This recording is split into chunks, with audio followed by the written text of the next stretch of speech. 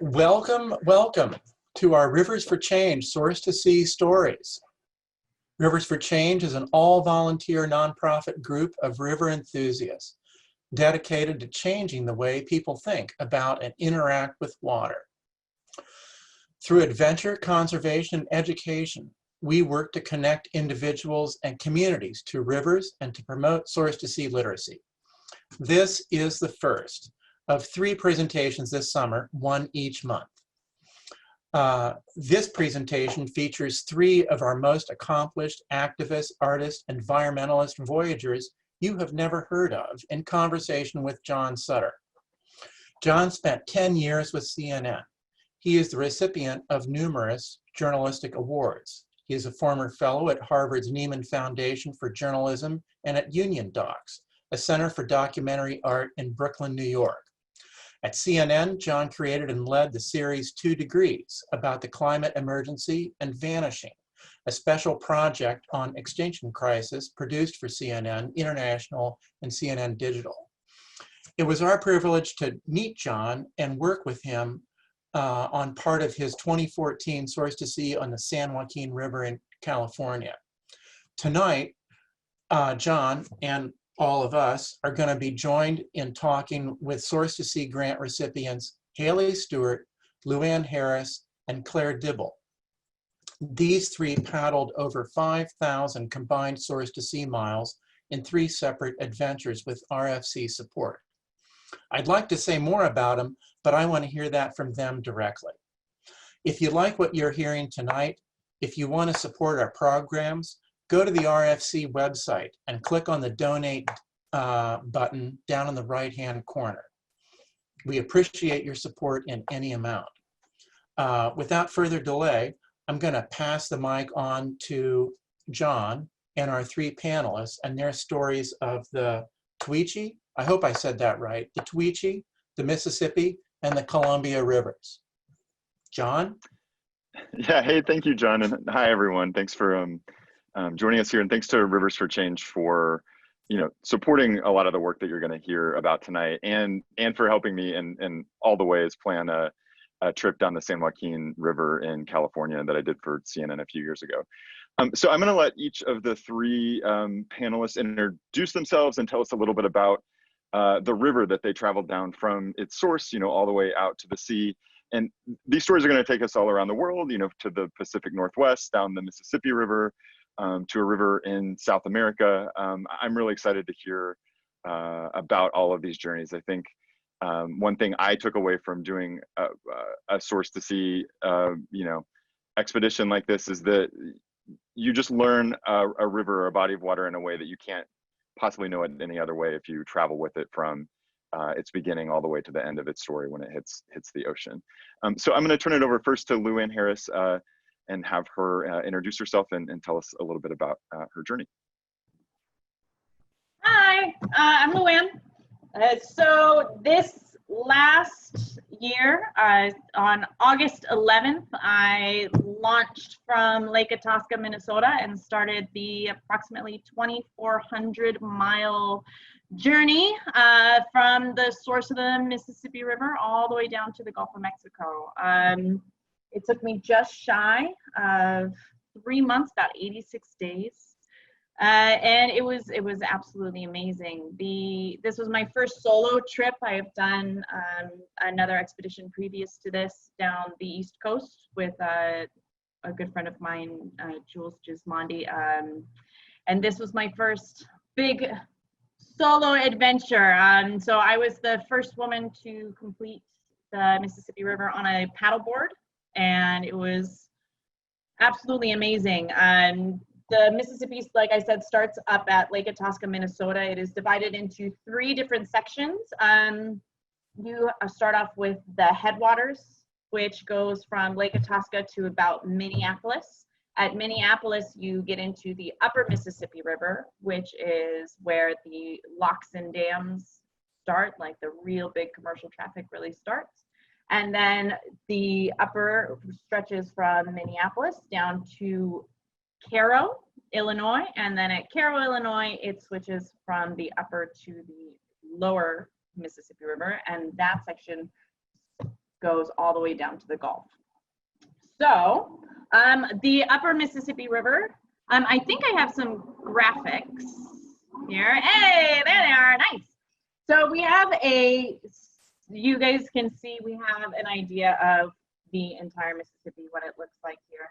In the headwaters where I started, I was caught a little bit off guard because I had this really big perception of the Mississippi River of being the mighty Mississippi.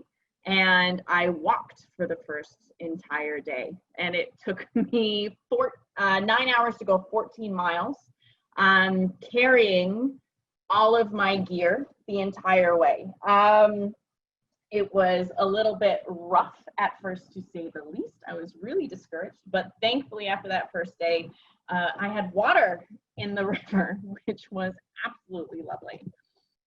There are, before you get to the proper locks and dams starting in Minneapolis, there are smaller dams and portages on the headwater section of the Mississippi River. Those don't have any way to go through them. You have to walk around, and there are 14 of those.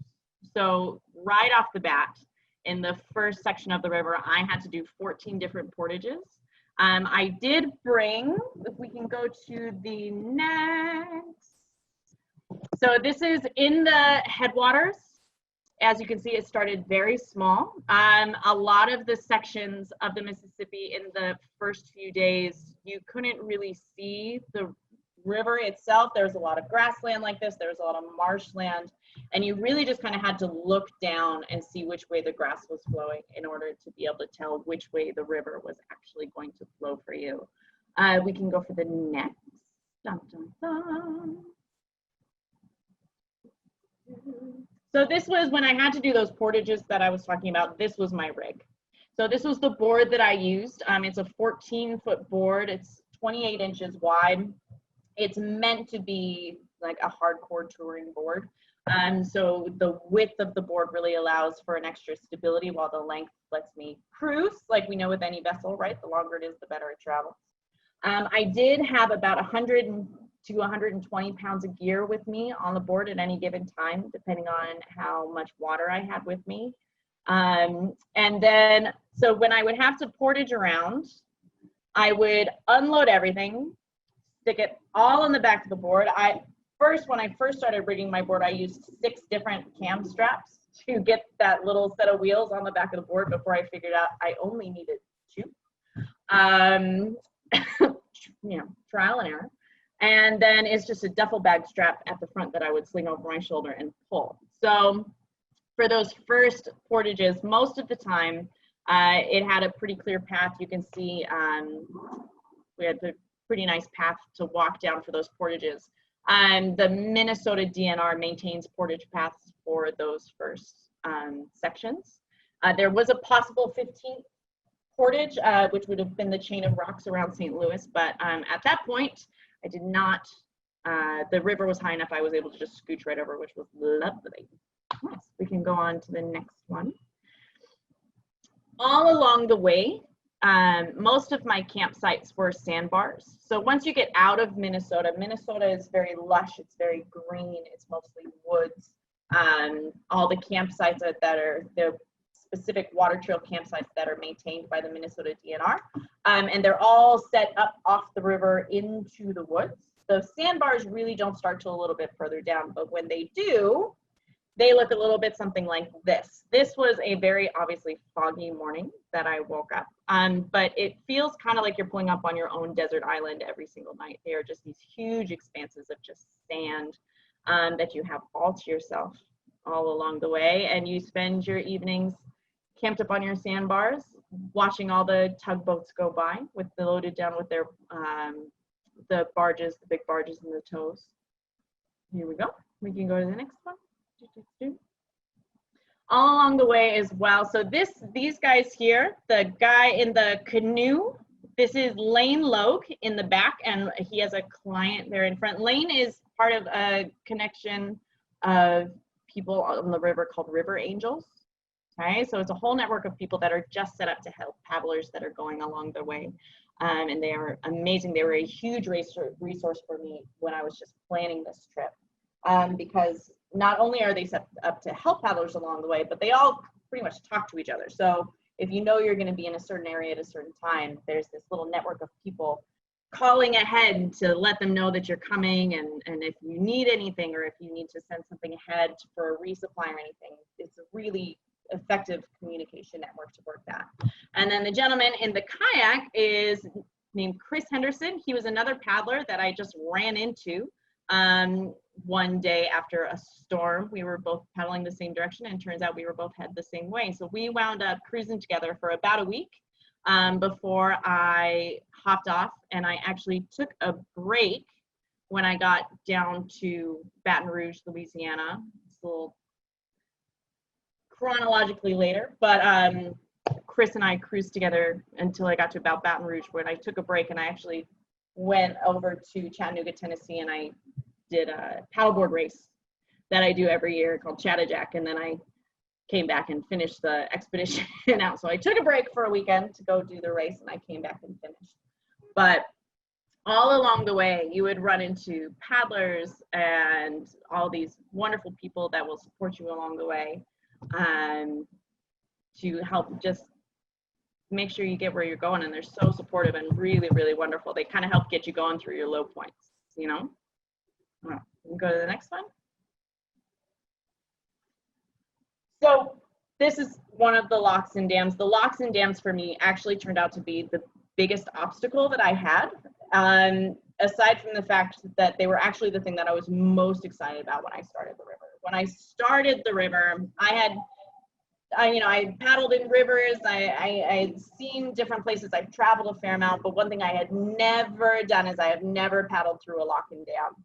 So I was so psyched, and there were 27 of them, and I was just pumped to be able to paddle into this huge structure and have everything go down around me, and then to be in there with the different boats and everyone else that's just on the river, and to just have this experience. Well, I get to the very first lock and dam in Minneapolis, and I paddle up, and the attendant walks out. He's like, "I'm sorry, I can't let you through. We can't walk through paddle boards. You don't have sides. You're not contained."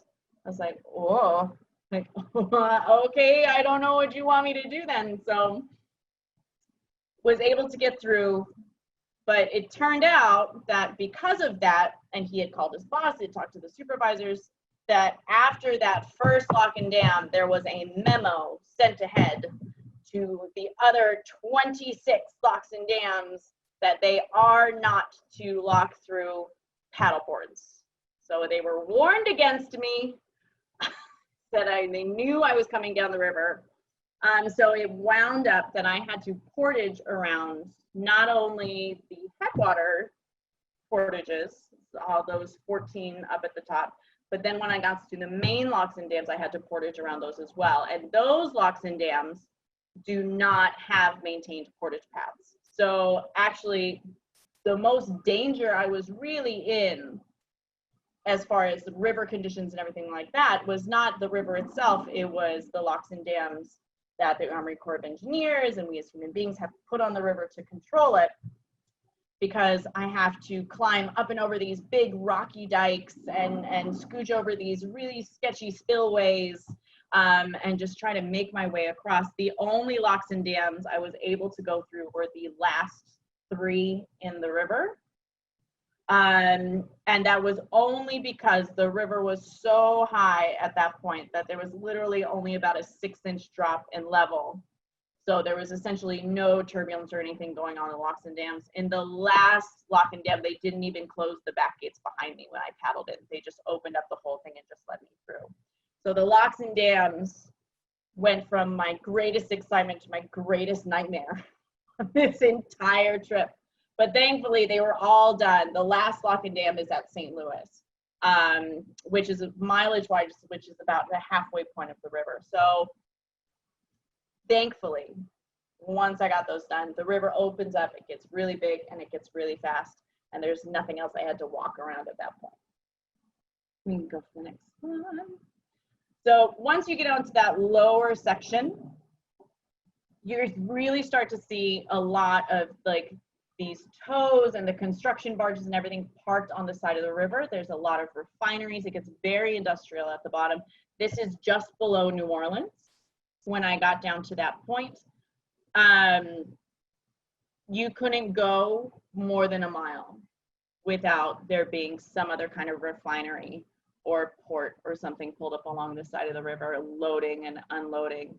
And it got, the further south you went, the bigger they got. Once you got past Baton Rouge, you get the real big, like, seafaring cargo ships. Because the bridge in Baton Rouge, they can't go north past Baton Rouge because the governor, who's very clever, built the bridge in Baton Rouge just low enough to where they couldn't go underneath it.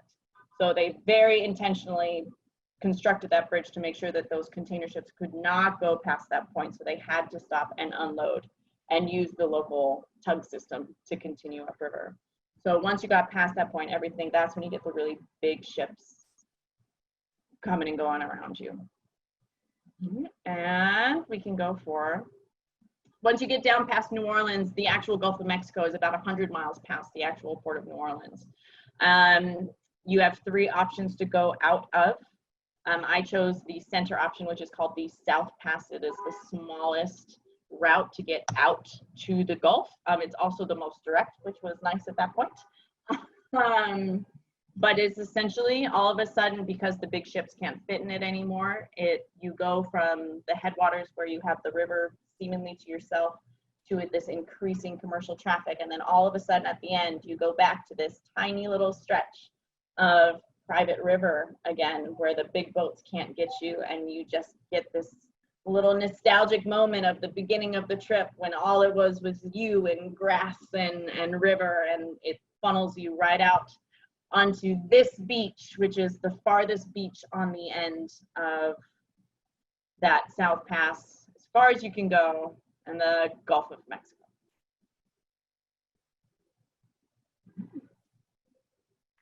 I love that. Thank you, LouAnne. I mean, it's an incredible journey to like 2,400 miles, right? Like that's wild on a paddleboard. And I want to come back when we do a Q&A after everyone presents to this idea of like the 3 parts of the river, because I think it's so nice that you broke it down that way. I mean, I think storytellers often break stories into beginning, middle, end, or 3 acts, right? Like it's a very kind of standard story structure, and I think that's one reason it's so like satisfying to hear about these river stories is you really do. I mean, you went through like several different like worlds as you made that journey. It's pretty incredible. Oh yeah. So okay, next we're gonna hear from Claire Dibble. She's gonna take us to the Pacific Northwest. Just a note to everyone listening in, there's a Q&A feature, and if you click on that, you can ask questions as the panelists are talking, and we'll get to them later. But if you have something on your mind while they're speaking, just go ahead and drop it in there, and it gives us some material to work with. So, okay, go ahead, and I'll go ahead and turn it over to Claire.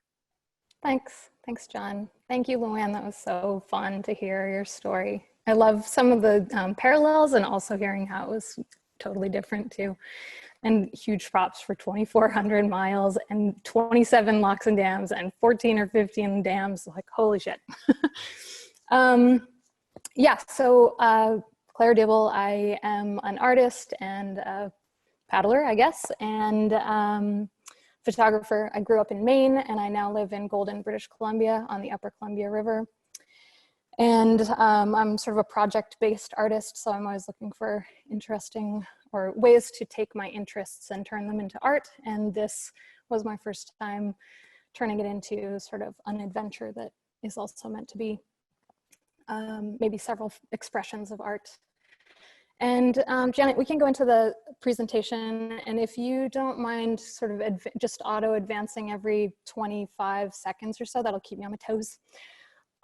So yeah, part of why I wanted to do the project was to see if it was possible to feel a deep connection to the natural world amidst altered landscapes. And that is exactly what the Columbia River is, altered.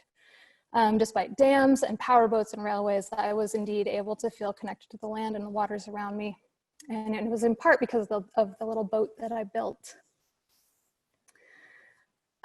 So you can see that the Columbia is a substantial river running about a third of the way through Canada and then into the US, 14 hydro dams on the main stem, and more than 60 throughout the watershed. It doesn't really feel much like a river at times, so it's sort of a series of bloated reservoirs. You can hit advance, I think, Janet, and this will play a little, hopefully load, maybe not. There's a little time-lapse video of me framing up the kayak with my dad. Maybe try a space bar or something. Anyway, I wanted to build the boat as a way to start the adventure long before getting on the water. And so also so that I could learn some woodworking skills from my dad. And we spent about a week turning boards into a kayak frame. And the longitudinal pieces in the boat were Western red cedar, and the curved deck beams are as well. And then the ribs were steam bent made from white oak. All of the wood was sourced from the Columbia watershed. Cedar was from the upper watershed and the oak from the lower watershed. What I didn't anticipate was how much I was going to enjoy paddling this little kayak. I was new to kayak touring when I started this solo mission. And yeah, I mean, I had no experience with it. I had spent many years as a whitewater paddler, so I felt pretty confident in my ability to figure it out. But so this is really the only kayak that I have had a relationship with. I'm sorry, Janet, maybe I need just a little bit more time on some of the slides. And the fact that there was just such a tiny membrane between me and the river meant that I could feel everything, from the movement of underwater vegetation to changes in water temperatures at confluences. And I just loved being in this boat every single day. And if you go back one more, sorry, Janet, just a quick shout out to Brian Schultz, who designed this boat of Cape Falcon Kayak. And it's a 14-foot boat, so kind of similar to LouAnne, but for a sea kayak or for a touring kayak, it's actually pretty short. And, you know, it was what I knew, and I think it's a fast design, but there were a couple times that I was like, I wonder why I didn't choose to take a longer boat. Okay, and then we can jump ahead again. Okay, so this was part of I exhibited as I was traveling. I exhibited photos that were being sent every week to two different galleries, but I also showed this piece, which I'm calling Greater Than the Sum of Its Parts, just to illustrate some of the parts of the boat, including the ballistic nylon and artificial sinew. There were no screws or anything in the boat. It's all like sewn together and lashed together, except for putting in the foot pegs and the back bend and backrest. Okay, on to the next. Yeah. Oh, it looks like we skipped one. Yeah, great. You guys hopefully don't mind all this jumping around a bit here. You get like a real mishmash of what's going on. This is the first bridge over the Columbia, and I had to duck to make it under it. This is in Canal Flats, British Columbia, and it flows north from here for, I forget now, maybe 200 miles or so before heading south toward the States. And on to the next. In the next slide, you'll see the Columbia Valley wetlands. It's 112 miles, the longest continuous wetlands remaining in North America.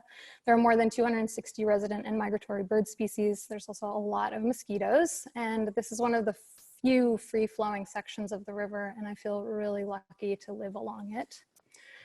And just as we go forward, you'll see a few more images from one of my first nights of the trip. I met a gentleman randomly that was like, hey, have you ever flown over? Let me take you up in my Cessna. It was amazing. You can keep popping forward here. And after the wetlands, in the next slide, you'll see that I was almost immediately into the first of the big reservoirs, called Kimbasket. It was created in 1973 by the construction of Mica Dam as a result of the Columbia River Treaty. That's in the next slide. And it's a storage reservoir fluctuating by as much as 40 meters per year. And when I was there, it was about 20 meters below full pool, revealing the ancient stumps of big old cedars. It's really hard to access, and it's basically uninhabited, and it's the size of, roughly the size of Lake Roosevelt. Because of the water fluctuations there, there's a ton of erosion. It made finding camping spots really challenging. It made, in fact, getting out of the kayak really challenging, which was, you know, is part of why it's a dodgy section. It's remote. There's no cell access up there. Like I said, there's basically nobody out there. There's really large mountains on all sides, and so there's a lot of weather created in that reservoir. And in the week in July, as I was passing through, there was a lot of thunder and lightning, and that posed some of the greatest risk to me, I would say, or at least some of the most frightening moments for me, both camping and on the water. So the Columbia River Treaty, just a bit more about it, is an agreement between Canada and the US, ratified in 1964, and it ensures cooperative development and operation of 4 dams for power and flood control in the Upper Columbia Basin. 2 of these are on the main stem. And these dams are set to release water to meet demand downstream rather than to rely on seasonal flow. And renegotiations are currently underway. And then in the next slide, you'll see, so you can see obviously a lot of harvest in that photo that you're looking at right now. That was in anticipation of that dam going in. And probably you would see this in a lot of reservoirs, but one factor of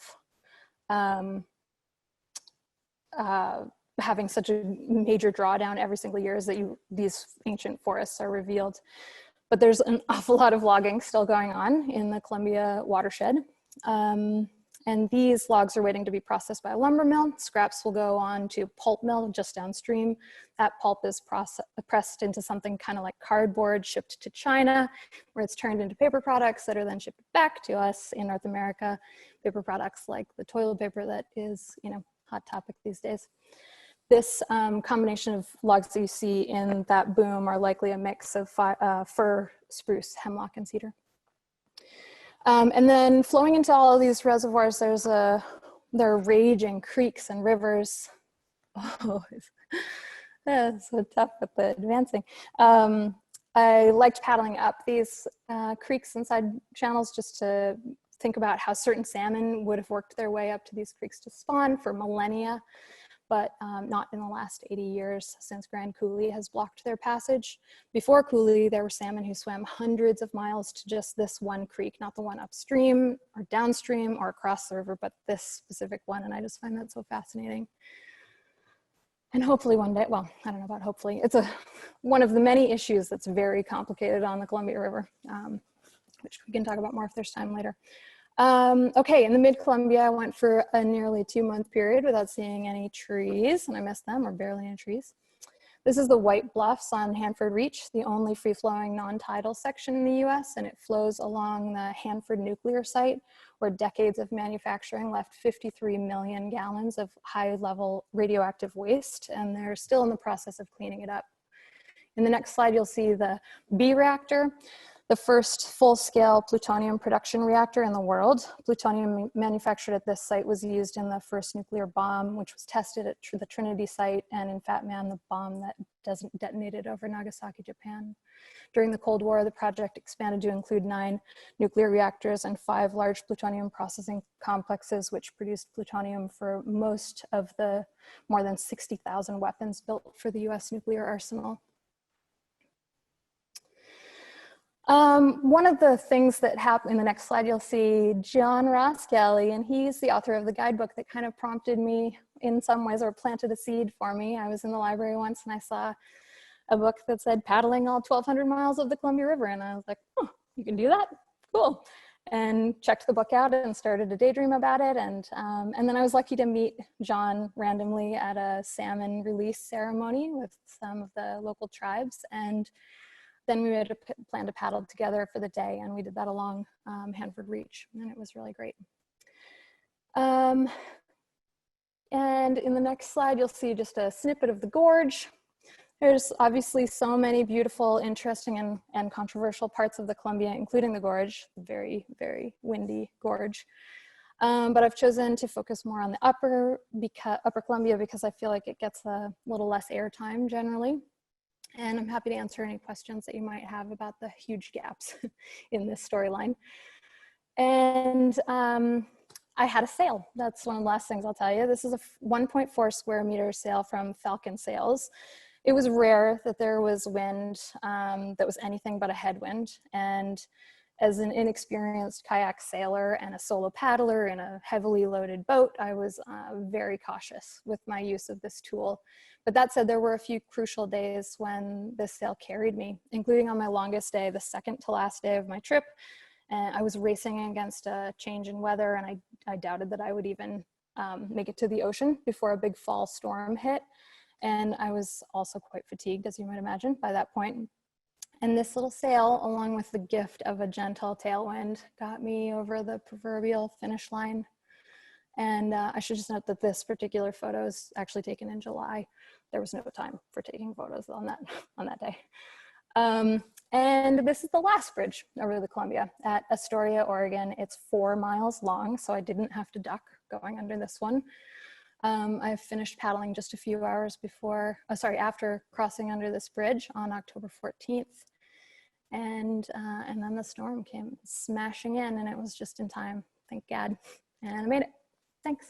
And a huge thanks to Rivers for Change for the grant. It really not only was a financial boost, but it came at a time when a lot of other grants weren't coming through. And so it gave me just a little bit of like an emotional boost too. So I'm really grateful for that. Thank you so much, Claire. And I love the story about your boat and your connection both to that boat and like how thin the membrane was and that closeness that you felt to the river because of that. I mean, those photos are stunning and you can really tell, you know, that you had that closeness to the place. Yeah, and I love that story of sort of the literal connection between you and the river. So I want to hear more about that when we get to the questions. So next we have Hayley Stuart, who's going to take us to the Tuichi River, right, in Bolivia. So I'll turn it over to Hayley. Okay, thanks so much, John. Wow, Claire, LouAnne, I'm so blown away by your stories and so much respect for those descents and adventures, and I have so many questions for later. I'm Hayley, and I'm an environmentalist, a whitewater kayaker, and a filmmaker. And back in June 2018, Rivers for Change supported our socio-environmental documentary project and river expedition in the Bolivian Amazon. And I should give a little disclaimer that our 10-day expedition on the Tuichi and Beni rivers was not a full source to sea journey, but rather focusing on some kind of specific headwaters of the Amazon. And let's see, I'm gonna try to start this presentation. All right. Okay, is that showing up for people? Let's see. Yes. Okay, thank you. Okay, so our documentary is called Still River, Silent Jungle. That's our film, and which is still in the works, but the project and our efforts in Bolivia over the past 2 years have kind of more or less used shooting this film as an excuse to accomplish kind of 2 goals. So the first goal is to help local Bolivian movements defend their constitutional rights in the face of this huge megadam threat right now for the Chapete and Bala proposals. And so in that way, we helped raise awareness and financial support for some of their campaigns, and also supported in just developing kind of an international network for a lot of the local communities. And then the second goal was to actually help facilitate and support the development of whitewater ecotourism by providing whitewater training courses, rafting equipment, and instructional knowledge to locals who were super psyched and stoked to kind of tap into this field and this potential in their region. And with kind of these 2 overarching goals, our main objective that we're trying to promote is really empowering locals and helping them to engage in their own movements towards conserving rivers for their benefit. So to give you guys a little bit of a geographical context, our project took us to really the heart of South America, and this is Bolivia, and the 2 rivers within them that we paddled, the Tuichi and the Beni. So the Tuichi flows into the Beni River, and the Beni River is actually one of the headwaters of the Madre de Dios and the Mamoré, and which are some of the most important headwaters to the Amazon River. And essentially the Andes mountain range like divides Bolivia between this super dry, dramatic high plains and like super desolate and these lush Amazonian lowlands. And because of this gradient between the highlands and the lowlands, the rivers that carve between these two drastically different kind of biomes provide opportunities for a multitude of life forms to evolve and occupy these niches. So that's why Madidi National Park, which is the park that we were working in, is really known as the most biologically diverse protected area in the world, or one of, so top 3. So for example, this is a section of dry rainforest, they call it the dry forest, that occurs in more of like the higher altitudes of the park.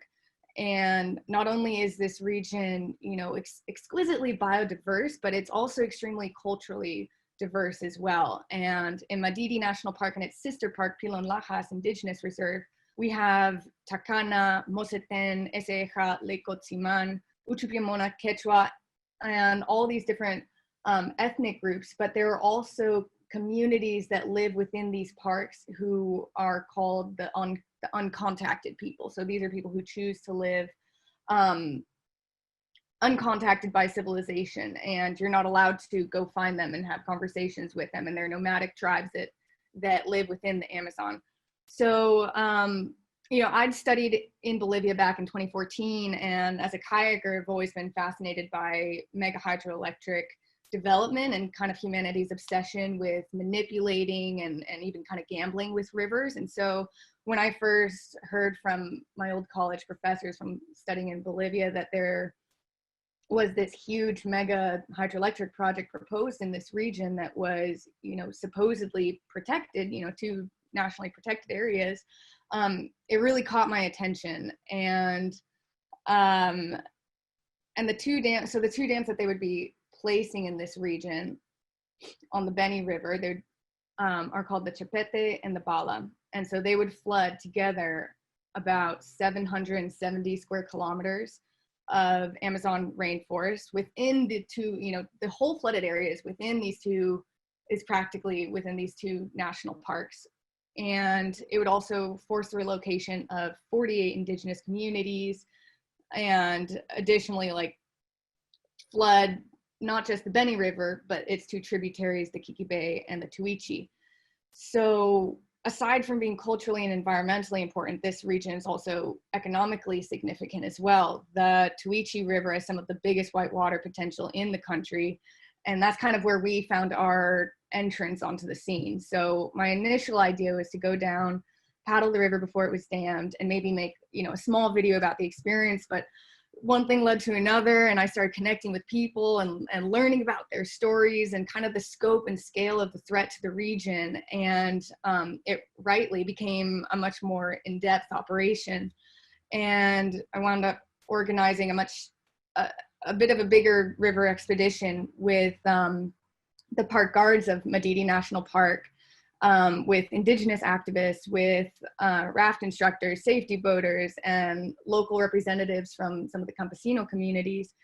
And a lot of companies got involved and to help support our mission down there, Rivers for Change included. And this trip served as a focus for our documentary, but it also served as kind of a whitewater rafting training program for the park guards and the locals. And so it was an 8-day expedition down the Tuichi River, which is completely remote in Madidi National Park. It, you know, this river actually, it starts and it ends in Madidi National Park, because in Madidi National Park, right at the border is when it confluences with the Beni and turns into the Beni proper. So it's about a class 4 river, and absolutely stunning.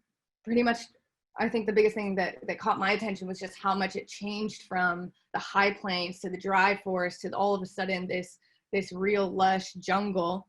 And we were also extremely lucky because we had the honor of having like a really special individual with us, and that was Ruth Alipas Kuki, who's an Tupiamona woman, and she was not only our main contact with the indigenous communities, but she also became our main character for the documentary. And she's really the head, the face of the campaign, the local campaign against the Chipete and Bala mega dam projects. And for Ruth, the most important thing in society is really education. She was the first woman in her community, San Jose de Chupiamonas, to go to high school, and the first person in her community to go to college at all, man or woman. And even though her motivation for going off and getting an education was to be able to one day come back and help her community, the government accuses her of not being indigenous and not being not qualifying as a representative of her community because of her Western education. In other words, saying, you have an education, you can't be indigenous, and you don't have a right to speak for these people, on behalf of these people, against the dams. So that's horrible. But as far as the current status of the dam project, it's been shelved for the moment because there was a big political uprising. And I'm gonna quit the screen sharing now. But we do expect it to come back like at any moment right now, especially with COVID. That's been hitting Bolivia really hard right now. And so that's where actually a lot of our support has been going right now. We're about to launch a campaign to raise money for a lot of the communities that we've been working with, just bringing them food and like flour, seeds, and sugar, things to get through the next few months. And then I was supposed to go back to Bolivia this March to finish up filming, but obviously that's going to have to happen later this year. So we're still in the works with the documentary, but we also expect that the projects will come back online. The Chipete Bala proposals will come back online probably in a few months as a strategy to revamp the economy, which has been really devastated by COVID-19. So that's kind of where we're at, and I'm sure we'll get more into questions later, but just in a nutshell. And again, echoing Claire's sentiment, huge gratitude to Rivers for Change. I like what she said about when not a lot of other funding was coming through, they really came through. So that was a huge help in a big way. So thank you so much. That's all from me. Thank you, Hayley. I love that you brought up, a few things. I definitely think that we should talk about dams in the Q&A, because I think that's something that comes up in all these stories. And I love Ruth's story. It's like you can't separate the story of these waterways from the people that depend on them in so many different ways, or have a different interest, economic, personal, spiritual. It's just, I think it's hard to overstate like how important rivers can be in people's lives. So I'm glad you brought her story into this. So I am going to tell you guys just really briefly about a trip I did down the San Joaquin River in California. Let me just share this presentation really quick.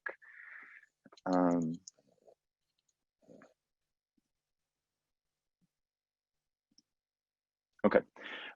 So this is a story I did for CNN a few years back, and I did this project there that was called Change the List, and like audience members voted on topics they wanted to see covered in like an in-depth way, and they voted for a story on rivers, which shows you how much people really do care about this. And I was thrilled when that happened, because I there's just like a lot of possibility and potential there. I don't have the experience that all of you have in terms of kayaking and adventuring and navigating a river. So I really did lean on a bunch of different experts in environmental sciences, but also Rivers for Change for sure, in terms of the logistics of how to pull something like this off. The San Joaquin River, you can see the map here, goes from the Sierra Nevada, like sort of winding through the Central Valley of California, which is where like a massive portion of the United States' crops come from. If you're in North America, you're guaranteed to have eaten something that was grown in this area, up by Stockton and then like into the San Francisco Bay. So that's kind of the outline. Despite like knowing not very much about kayaking. Like I'd been in a kayak on a lake and in like very calm like marshes before, but not knowing anything about doing that on a river. I wanted to travel the river to try to get to know it on its own pace and on its own terms. And I just figured there's something I'm going to learn about this that I couldn't learn any other way if I really try this what's called a source to sea trip or adventure. This is in a kayak shop in Oakland where I was literally getting a lesson, like sitting on carpet of like, how do you paddle a kayak before I started off. I love, again, the beginning, middle, end aspect of rivers. This is where this river starts, up in the mountains at a lake called Thousand Island Lake. It's gorgeous up there, right? It's like off the John Muir Trail. It's a place people seek out and vacation. This is, where it's passing near Fresno after one of the first big dams. And then you come to the midsection of the river and it looks like this. It's completely pumped dry and like diverted into canals, primarily for agriculture. And there's a stretch that when I was there, it was something like 40 some miles that I walked with Danielle Katz, who is a co-founder of Rivers for Change, through this dry section of the river. And I decided that I was going to like tweet about this river trip the whole way, just to kind of let people in on the journey as it was going. And when we were walking through this dry section is when it started to kind of take off, and like all of a sudden like California NPR was like talking about it, and like it sort of got a like this unexpected online following like while it was happening, like because people were just shocked, like this is the second biggest river in California, and how does it look like a desert for days and days and days of us walking? It just sort of continually looked like this. After that, it didn't get simpler. It sort of turned into this like mushy quicksand type situation. I didn't quite know that quicksand was like a real thing that wasn't just in Hollywood movies, but it is. And I got, like partially stuck in it, which freaked me out a bit. There are pumps in the San Joaquin and in the Delta area in particular that are so strong that they pull the river backwards at times when the water levels are low. California is sort of this like Mad Max, like, Frankenstein water system where water is diverted and pumped and canaled really all over the state to serve mostly the needs or the demands of agriculture and a few of the big cities in the state. And so you end up with these sort of non-functional rivers. The San Joaquin doesn't meet the sea. The water from the top, doesn't in a literal sense journey down into the water in the ocean. This is just one wild fact I just wanted to drop in here, is that like farmers are pulling out so much groundwater from the valley surrounding the San Joaquin that the land is actually sinking. And I can't remember the date of the photo, but there's an old measurement that was taken by the USGS of where the ground used to be, and that's where the top of the shovel is in this picture. So the land sank that much because of pumping groundwater out at such a clip. And it's like, as the river becomes less reliable and as it's given to so many different interests, you have these sort of bizarre and awful things that happen as a result. Like I said, farmers really depend on the river. It was a big drought when I went through the area.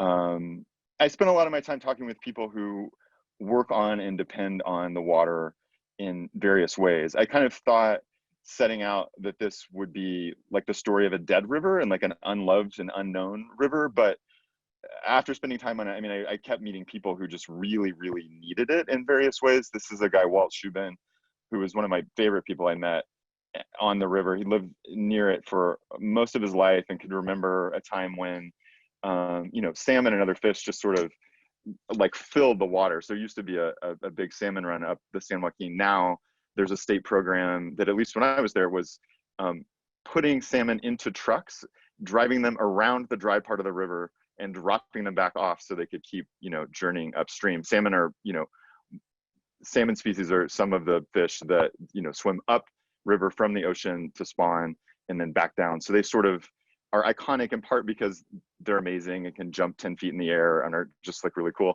but also because they require a connected, alive river in order to function in their natural way.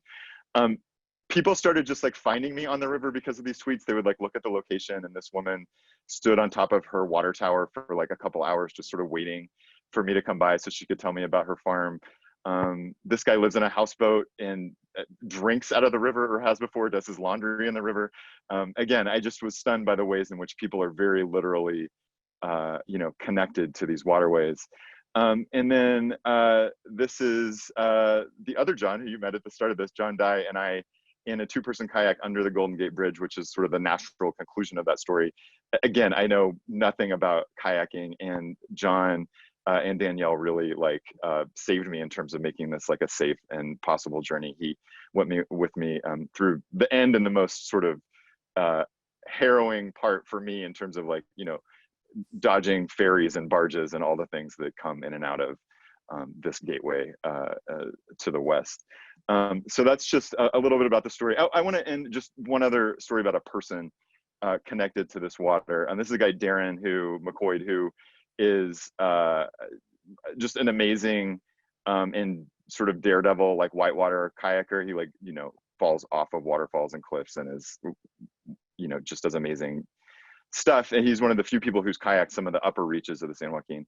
And he went on a hike with me to that lake where the river begins.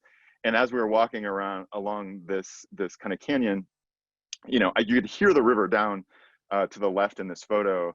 And I remember saying to him, like, it sounds like a highway. Like you can hear like the roar of this body of water down there. And he just like really quick was like, no, highways sound like rivers. Like it's the other way around. And that just really stuck with me because there's this sort of river first and river focused way of thinking that, we really heard a lot about from the other panelists that I think is super eye-opening for most people who think like never about where their water comes from, where it's going, and how they're connected to the rest of the world via these waterways. And so I just wanted to share that, that quick anecdote, because I thought that, that what Darren said there was really true. And I don't look at it the same way anymore, right? Like I hear like the roar of a highway, and including the one that you see like in the picture behind me, that's going over the bay, and thought like, okay, that, that sounds like a river. I think that's like a healthier way to look at the world.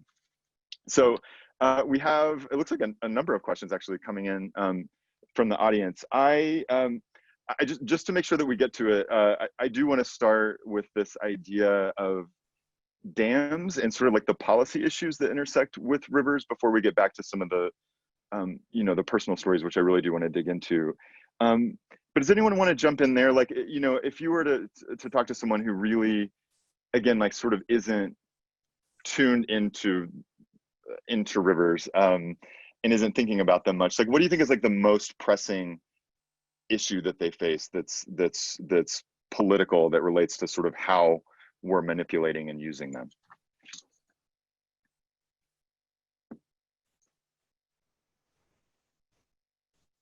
Claire, do you want to jump in? Sure, although I encourage Hayley and LouAnne to at least unmute so that you can jump in at any moment too. Come join me. Yeah. I don't really have a great answer for you, John. I appreciate the question, but I can speak really sort of personal transformation around dams as I was on the Columbia. When I left home, I was feeling extremely nostalgic about the state of a natural river, because that is to me a river, and that is what is worth loving, kind of. And that certainly as a whitewater paddler is like what it is all about. And as I traveled to Columbia and met with so many people along the way, I mean, much of it unplanned, and just heard their stories and their relationships to the river and to the dams and to the way that the dams on the Columbia at least have facilitated life in the Northwest as we know it. I'm not, I didn't become someone that is like into having the dams removed. I really developed this sense of like, we need to love what is here, which includes the undammed rivers and also, unfortunately, includes the infrastructure that's in place. And of course, there are exceptions to that, but at least for now, I feel like it's, at least in the Columbia, for me personally, good to just like work with what we've got, maybe manage levels in a better way and manage demand in a better way, ideally reduce our energy consumption and our need for so much power, but yeah, and not dam other rivers. Like the sacrifices have already been made. I guess that's my point.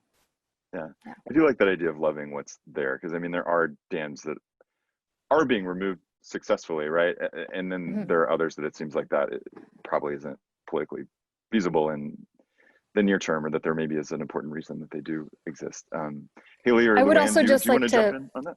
Yeah, go ahead. Sorry, I just want to add one more thing, which is that I have a lot of appreciation for the fact that many First Nations and Indigenous people all over the world, but the ones that I interacted with along the Columbia River have very solid reasons why they want those dams removed. And I definitely appreciate that. And I would encourage anyone to explore those issues through them.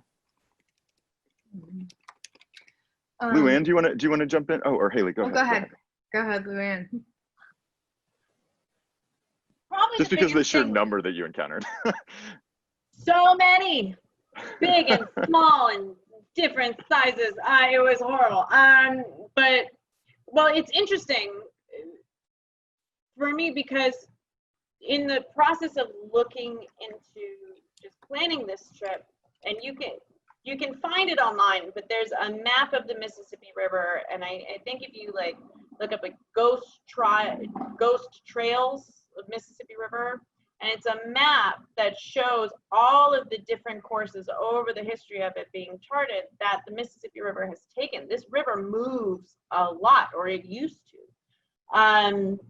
And for me, the biggest impact that I had in relation to all this is just how much we've just manhandled this river, and how we've just literally just forced it and into the path that suits our purposes best for commercial use, right? Because we've stopped, in large part, at least as, you know, from a political and kind of societal standpoint, we've stopped really seeing the natural aspects of these rivers, right? You know, they are a tool, they are something, they are a resource for us to use, right? To assist in whatever we need, whether that be hydroelectric or agriculture or anything like that. But in doing that, not only do we cause an amazing amount of damage, which we see everywhere, whether it's causing rivers to dry up completely like you saw, or inadvertently causing flooding in areas, and like it seems like the more we try to, I had a really interesting conversation with a gentleman along the way about, because I had stated that I felt that we had tamed the mighty Mississippi, that this wild river of Mark Twain and everything, this huge thing, you know, Moon River and all these things, it didn't, there were parts of it, yes, but in large part, it didn't feel wild to me anymore. It felt very manhandled, which was this really kind of sad moment at times for me, because I expected this very kind of Tom and Huck kind of experience along the way, which through huge stretches of this river didn't really happen. Like I didn't have that connection. And he came back with, well, you can't tame the Mississippi. Every year it floods, every year it does this, every year it does this. I'm like, well, that's true, but we have all these mechanisms in place to get it back in line. You know, we open dams, we close dams, and all this stuff. It's like we have put so much concrete and control onto the river to make it do what we want, that at a certain point, like, when does it stop? It's always a river, but when does it stop being like that ecosystem and that source of legend and tradition that it started as? So that was an interesting place for me to kind of meditate on as I was drifting down the river. Yeah. Yeah, Hayley? Yeah, I think for me, the biggest thing to consider,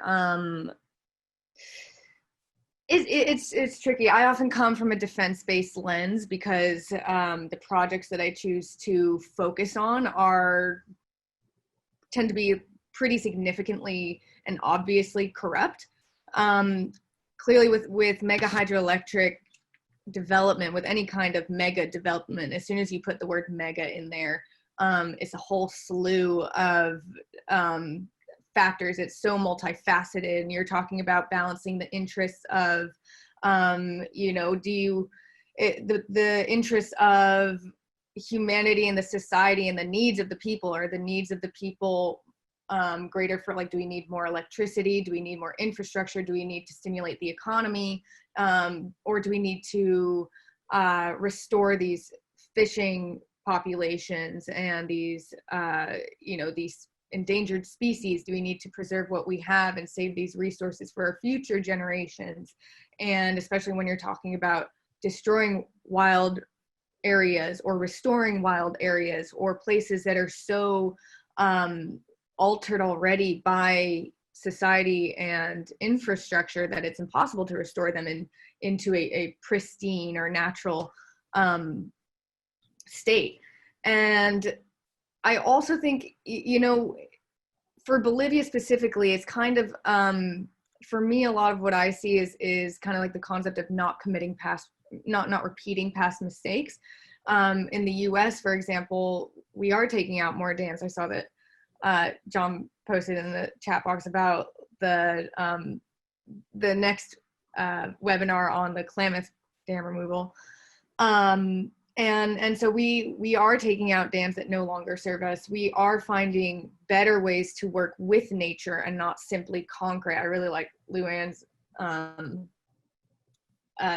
talking about just how, the river is its own being, essentially, and it has a kind of a mind of its own and a way of its own, and it changes, and it's not static, it's dynamic. And also it's, water is our most precious resource, and how can we gamble with that on kind of a large scale? For example, in Bolivia, it's like that is their freshwater resource from the headwaters of the Amazon, from the Andes down to the ocean. It's like, that's the river they have. And when you add in these dams and mining operations and, other things, it definitely interrupts with the whole cycle of that river, which isn't just, a two-dimensional line on a map. It's a three-dimensional, four-dimensional. It's this whole, it's very circular, and it's very cyclical. And this river it's not just the water, but it's the forests around it, and it's the entire flow from start to finish. And so I think that when projects like this come together, it has to be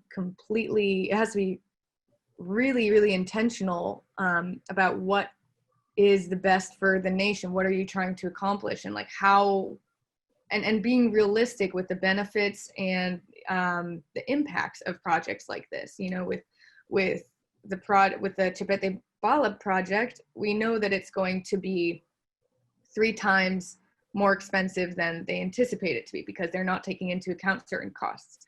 We know that there are going to be definitive, huge number of species that are going to be lost. We know that the government hasn't secured a demand for this electricity. We know that this electricity will probably be the most expensive electricity in South America, and that also the dams won't last very long, because the designs that they've decided on they're just not good designs.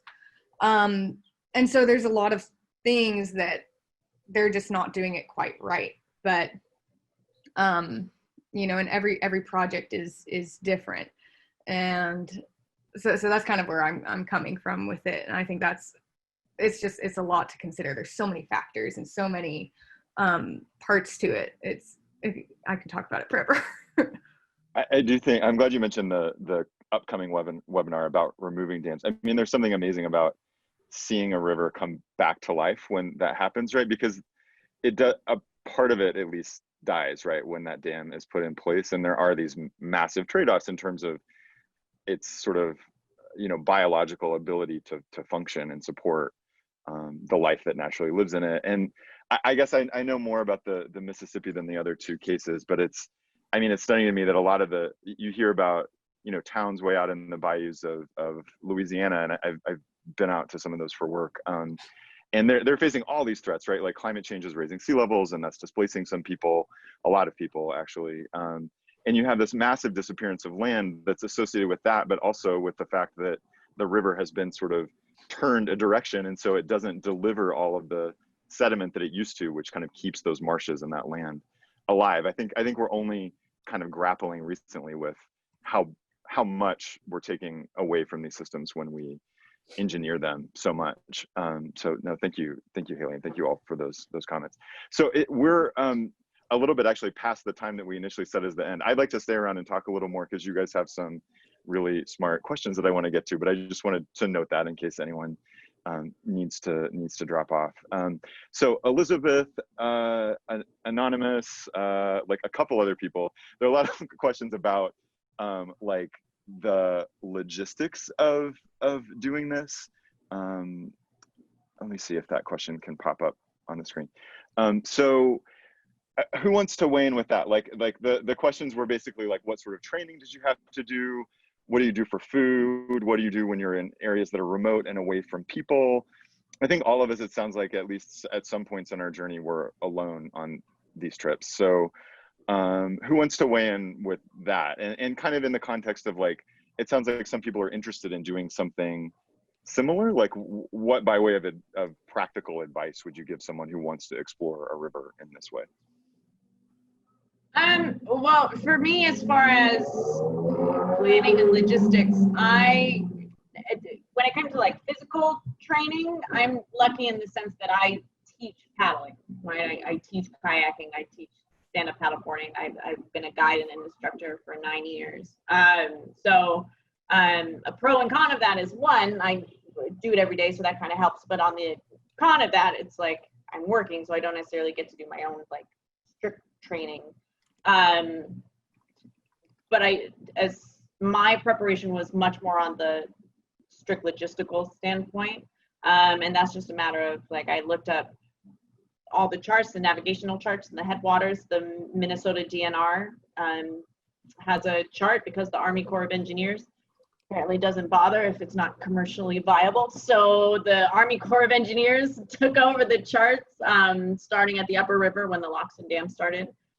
So I had all the charts from the DNR as well as the Army Corps of Engineer charts. I had a GPS, the Garmin or DeLorme InReach Explorer, which has a live tracking feature. So it pings every now and then. So as far as my navigation and everything goes, and people tracking me when I was in remote areas, that had that satellite link, and you know, my spot tracker is built into that.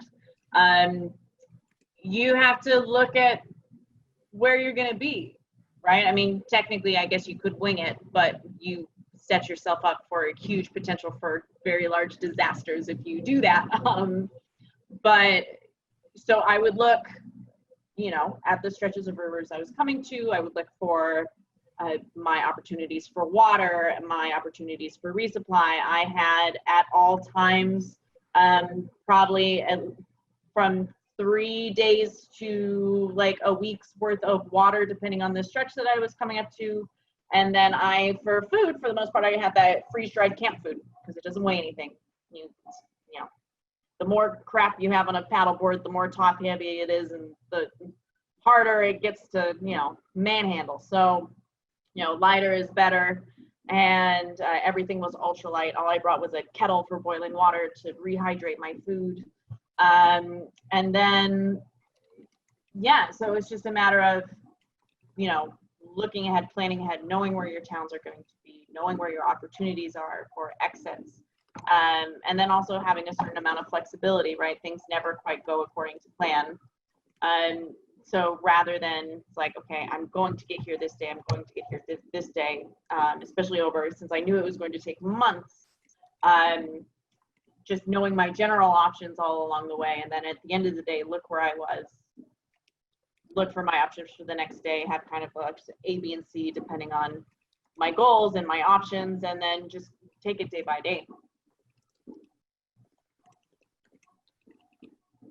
Yeah, it was kind of similar for me. I would have like in terms of a timeline, I gave myself markers, which were meant to be kind of rest days. And I also did a lot of talks as I traveled. So I sometimes had like a deadline of getting to a certain city in time to do a talk that I had promoted. But then within those timeframes, maybe, you know, generally a week to 10 days, maybe 2 weeks between those periods, I would choose where I was going to stay for the night based on what looked like it could be a promising campsite on the map or on a satellite imagery app, and then decide when I got there whether it was going to work or not. In some cases, depending on the number of like bear prints that were also there.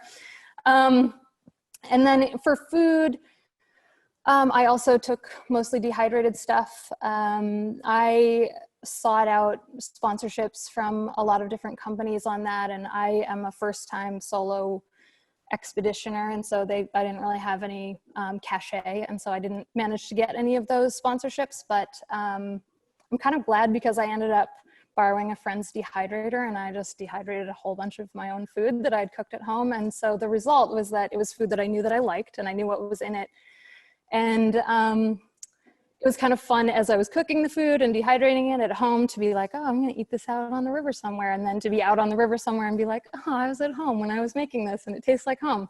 So that was kind of a nice thing. I sent myself multiple restock boxes with that food. I got really bored of it towards the end. And luckily towards the end, there's more towns. So I was able to do some stops at like taco stands here and there that were close enough to be able to walk to from the river. The Columbia surprisingly doesn't have that many accessible towns or easily accessed along the way. So I kind of had to plan to supply myself much of the way until the lower river. Yeah, how about you, Hayley? Well, so originally we were gonna do like a 4-person self-support down the Tuichi, in which we would have had everything in our kayaks. And once rafts came into the picture, it made things like a little more complicated in a certain way and easier in another way. Easier in that now we had a lot more leeway with how many people we could bring, how much equipment we could bring. Food was no longer like, oh, how are we going to bring all this food? Because with the rafts, you have just a lot more space.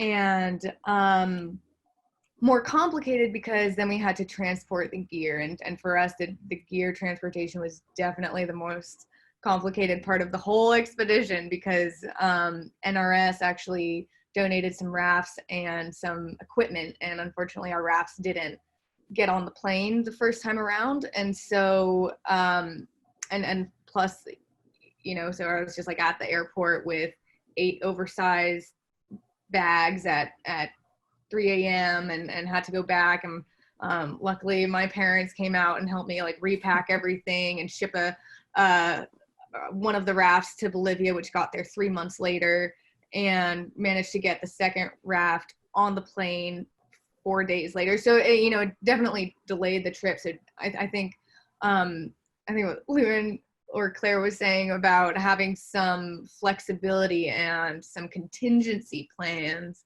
and definitely being prepared for when things go wrong, having the right training, whether that's training in a skill of kayaking, supboarding, rafting, but also having some medical training and having like a sat phone with you, and just things to it's like luck favors those prepared. So trying to think of everything that can go wrong, and having some kind of even a loose plan for what to do when those kinds of things happen.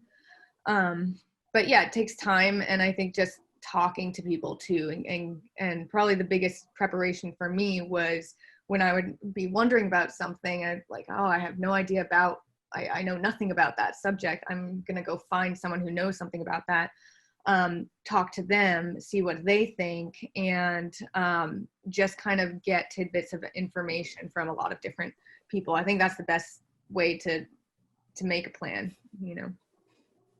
Yeah, I agree with you in the using people as a resource. Like it's there is nothing that comes even close. No chart, no anything can compare to someone that's done it or that's been there.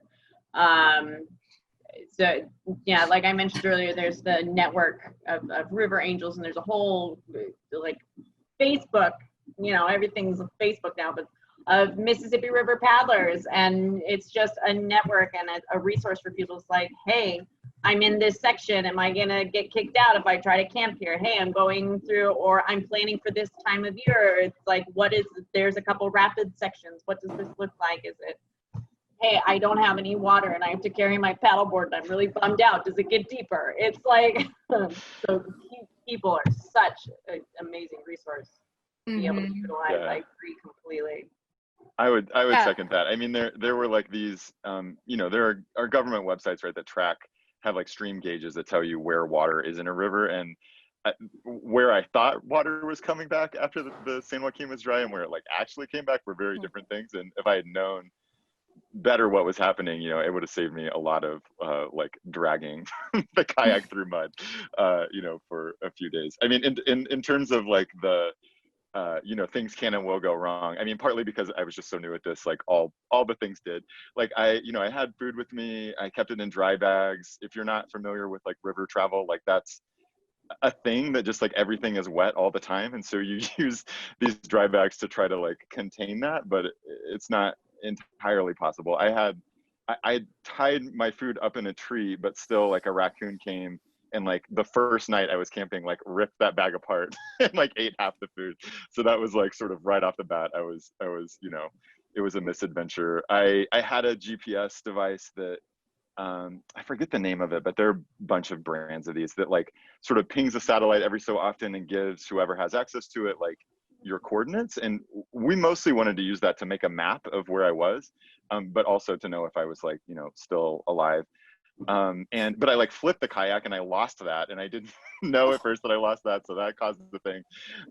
So you know, I did all the things wrong, but if you have that network of people around you, and you have like a portable solar panel to charge a phone, and you know where you're going to have cell phone service and not, like you know, being able to make contact, I think is really, really critical, especially if you're you know, going to be out there and solo. And I had this weird like sort of Twitter army of like moms. I felt like Twitter like became like this like mom situation where if I hadn't posted anything in like a certain amount of time, sometimes just like an hour, like people would start messaging me like, are you okay? Like, where are you? What's going on? So that was, you know, like sort of funny, but also nice that like, okay, maybe someone will notice if I disappear for a minute.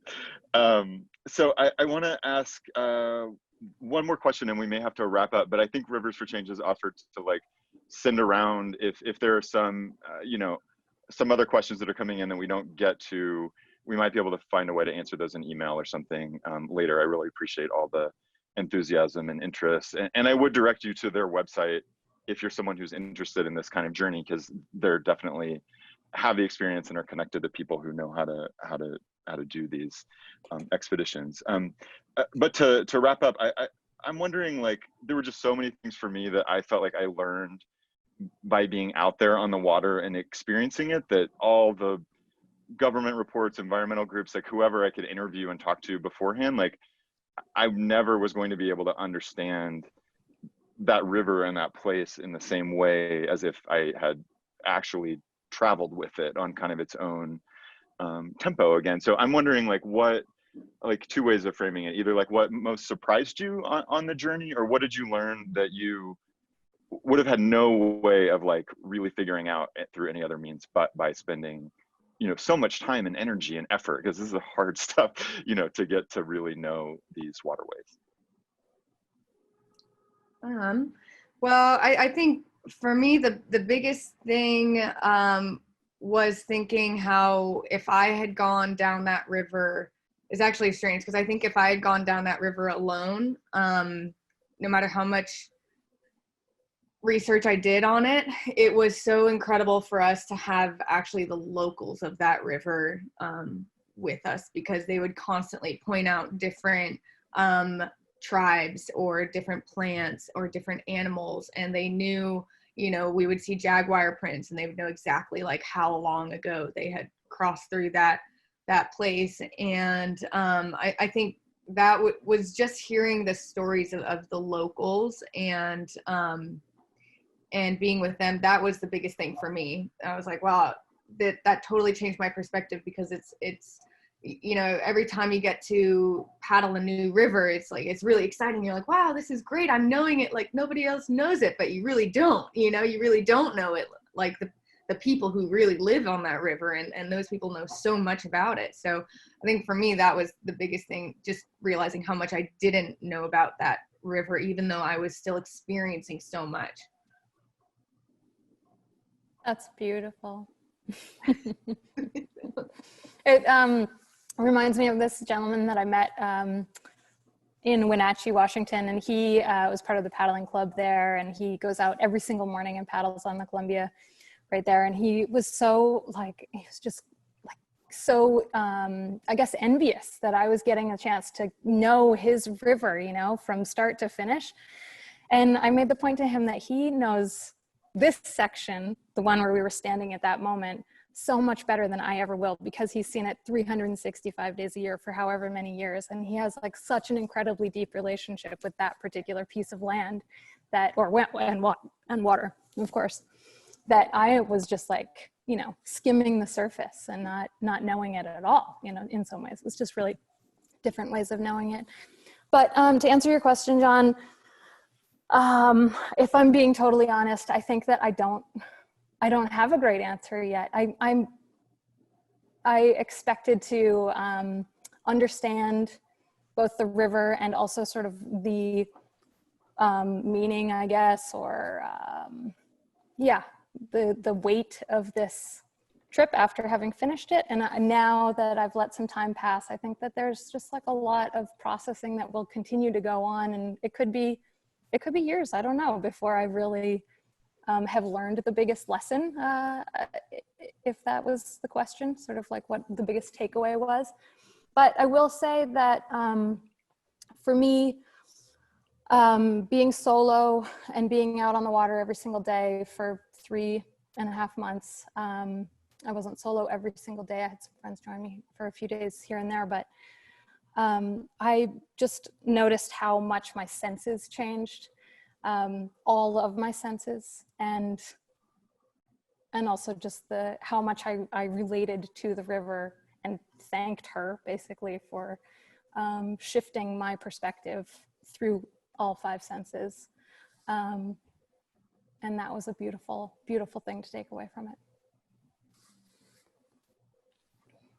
I think that, I mean, I kind of agree with Claire a little bit that it's hard to nail down, right? It's the what hit you most, what surprised you most. I think probably for me, for this trip, as far as just the individual to the Mississippi, I mean, it's probably what I had talked about before, which is I was just really surprised at how straightforward it was, if that makes sense, as far as actually going down that.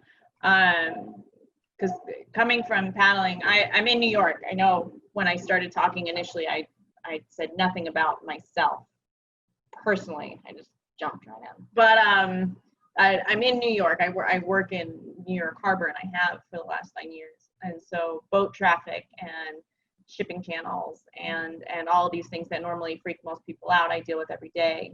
So when it came to those things, those don't bother me. I know how to use a marine radio and talk to boat captains. I know how to navigate busy harbors and keep an eye on boat traffic, and deal with waves and boat wakes. But when I went for the Mississippi, I knew I was going to be dealing with those things, but I expected this wild, crazy, turbulent waterway that I had been told about and that I heard about and all these things. And yes, there are like crazy subcurrents and everything, and the river itself is extremely turbulent. but from a technical paddling standpoint, it was very straightforward. It was very, you navigate, you follow, once you get past the headwaters and you got to kind of get through the wetlands and everything in the marshes and stuff, you follow the buoys and you stay out of the way. And there's, I mean, the currents make it interesting. There's wing dams once you get to a certain point that you got to keep an eye out for. But once you get used to spotting those things and looking for debris and things like that, you just kind of cruise down the river and you connect the dots of the navigation buoys along the way. And it was the opposite of the experience that I thought I had. And it was this really surprising and kind of bitter realization for me along the way. And because it had that juxtaposition of, yes, I am, and there are huge stretches that are very isolated because they are very developed, but they're back from the river line. It's not on the river, so you are very much on your own, but it's just because everything's just a little too far away to, be right on the river. But to feel like you're so alone and so isolated, and yet at the same time, your tent gets lit up by a spotlight by a huge tug as it goes by, and you wake up in the morning and you hop back on the navigation channel. It's very strange, kind of balancing like the peace that you find in the simplicity of being on an expedition, and like the simple life of waking up, having your coffee, watching the sunrise and tearing down camp and paddling to your next camp, and realize how little you need of your creature comforts in your life, and yet the chaos of and the industry that you're going by every day. And so it was this kind of jarring effect.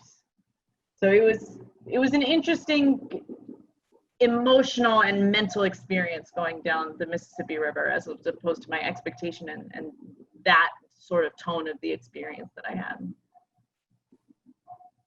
Yeah, no, I think that's all really, really moving. I mean, and like the scope of the expeditions that you all did is just mind-boggling to me. Like the amount of time, the number of miles covered, like these are huge undertakings. So like I think it's really like a gift to get to hear, these stories and like that, and to hear all of about, what you all learned along the way. I mean, I think just to like, in terms of my own learnings, like I learned a ton was just like wildly surprising to me because I was so novice in all the ways. Again, the idea that rivers came first, like rivers are the thing that connects all of us and were like the original modes of transit and commerce and like all the things.